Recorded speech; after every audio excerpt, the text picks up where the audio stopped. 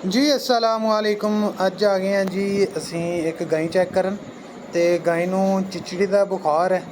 तो बुखार फिलहाल नॉर्मल आ, मगर जिहड़ा ना जानवर नूं चिचड़ी बहुत ज़्यादा, तो जानवर उठण तो भी आवाज़ आ रहा, यानी कि उठ भी नहीं हुंदा। तो इनू लाइए आपां बोतल ते जानवर की इम्यूनिटी ताकि बूस्ट की जाए। नाल इनू ना डेल्टा मैथरीन की जिहड़ी स्प्रे है ना वो करवावांगे। इस तो बाद इनू चंगी तरह नवावांगे पहलों, उस तो बाद इनू स्प्रे इन्हों कहांगे कि स्प्रे मारो ताकि जिहड़ी चिचड़ी है ना मुकम्मल तौर पर ख़त्म होवे।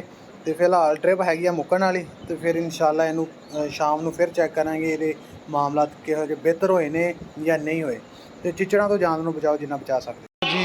गाय नूं ड्रिप लाउण तो बाद आ गए हैं जी इत्थे बकरियां चैक करन। तो बकरी के मूँह के थल्ले जिहड़े ना स्वैलिंग बहुत ज़्यादा हुई है, जिन्हों आपां जा स्वैलिंग भी कहते हैं। तो उस तो इलावा जी एक बच्चा वा, इनू भी चैक करना मैं, ये मूँह के थल्ले स्वैलिंग आ। वो बकरी का राज ने टीके तो वह बोलती पई है फिलहाल। बाकी भी जानवर एक बच्चा बैठा है तो उन्होंने भी चैक करना। ए देखो जी स्वैलिंग इधर मूँह के थल्ले कितनी ज़्यादा स्वैलिंग है। इन्होंने टीके लाए ने नाल एक दफ़ा ना इसकी डिवर्मिंग भी करांगे। बहुत ज़्यादा पानी की थैली बन गई है। तो यह बच्चा है, इनू भी लाने। दूसरा ना एक तो पिलाना है दुध इनू, बहुत ही ज़्यादा ना निढाल हो के बेचारा लम्मा ही पै गया। चलो लिया इनू इधर दी दुध पिला इनू। लो जी बच्चा तो दुध पीन लग गया, पिलान भी बच्चा ही दिया।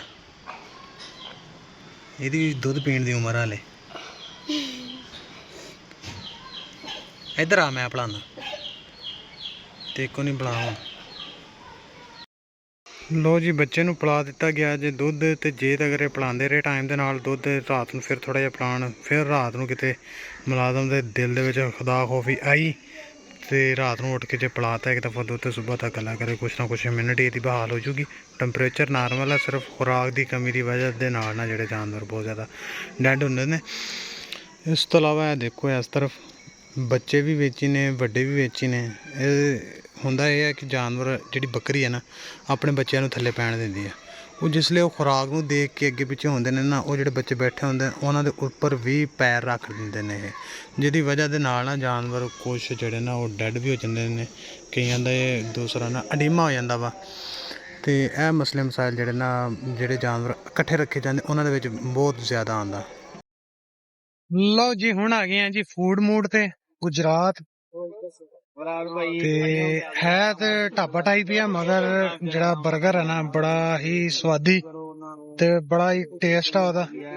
ते मैं ते अबू बकर आ गए जी बर्गर खाने लिए, आर्डर कर दिता है। होर 2-3 मिनट दे विच सानू मिल जाएगा तो खाने तो स्वाद लैने। इस नाल ही अज दे दिन दा इख्तिताम करदे हैं। इंशाल्लाह सुबह मिलांगे, तद तक लिए अल्लाह हाफिज।